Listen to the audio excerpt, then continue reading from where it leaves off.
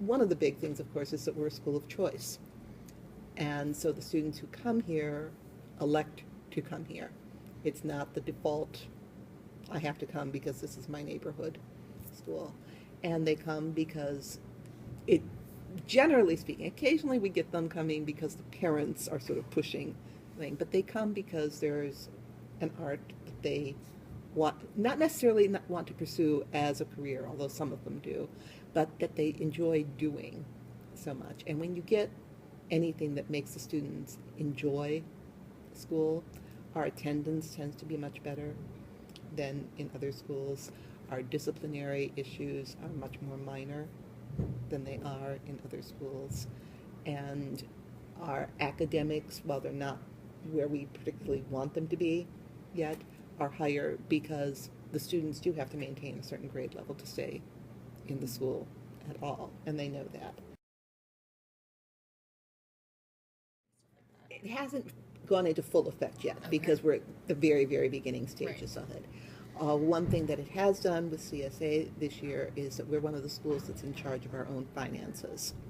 So previously, all schools sort of functioned under the same allotted, money for different things, and that the way this works now is that we were given our overall budget, the monies that were allotted to the school, and it's now up to us, primarily the administration, but they asked for feedback as to how those monies can best be used, because it's still the juggling act, if you want to have more visiting artists, say, and that can pull some money there, but then it has to come from something else. So, but it does give us a degree of autonomy because then we can identify where our true needs are. As far as the tenure issue goes, as I said, this is just starting. There's a degree of nervousness, about it just because it is brand new. The evaluation system began, we did a pilot, last year. This is the first year that it will count. The whole SLO, the student learning objectives, where we have to set goals for a class and reach those goals, that is brand new, of course, and there's not a pilot year, so we're just sort of diving into that. Now, I think it's felt more keenly by the teachers who are at the beginning of their career. I'm close to the end of mine, so it's not going to affect me particularly much. But I think it's a challenge, and it's a challenge that can be a useful challenge, but it also can be an intimidating challenge. They are disruptive. I mean, there's no doubt about it. There's not ever a good time for it. This, I thought, was in many ways a particularly bad time for it. There's no denying the fact that, the snow days, it is a difficult decision. I'm sure you heard about the fact that because we are an urban district and many of our students do live in poverty, and the meals that they get here, for some of them, really do constitute the majority of the food that's available to them during the day. So we closed, this time just because those wind chills were so incredibly dangerous. So I was not at all surprised that we closed. In fact, I was sure that we would when I saw what they were predicting. But again, I mean, you saw, particularly with my 9th grade class, I mean, they're not back here at all yet. They're still all over the place. And then we're jumping right in to the midterms. But it's always a matter of be prepared for anything, because anything may, happen.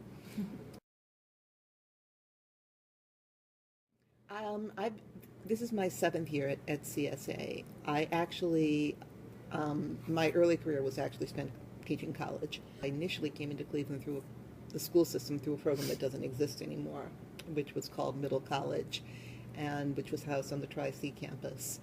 And it was a very small program. It was for students who were academically talented, but not adjusting well to a standard high school. A number of them had been through the juvenile justice system because they had crimes on their record. Some of them simply, they were bullied, in their schools. They interviewed to come in As I said, it was a very small program. The kids graduated with their associate's degree at the same time because they took classes concurrent with Tri-C. It was done under a previous, several superintendents before Eric Gordon. And what frequently happens when there's turnover at the top is if it wasn't their program, so the program went away and we were simply then farmed out, because once you sign the contract with the school, it's not to teach at a certain school, it's to teach for the district. My certification, though, is 7 through 12.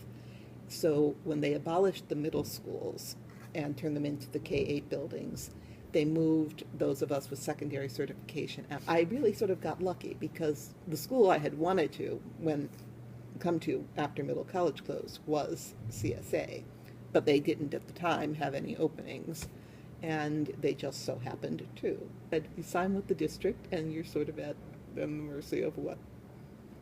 And I'm sure that's true in other districts, as well. But it's always a sort of, oh, all right, this is something new. We'll just do this. But CSA, I think we have a lot less bullying in our building than I know other teachers have reported, in theirs. And it's just generally a more supportive environment for the kids. And I like it. I want new computers, but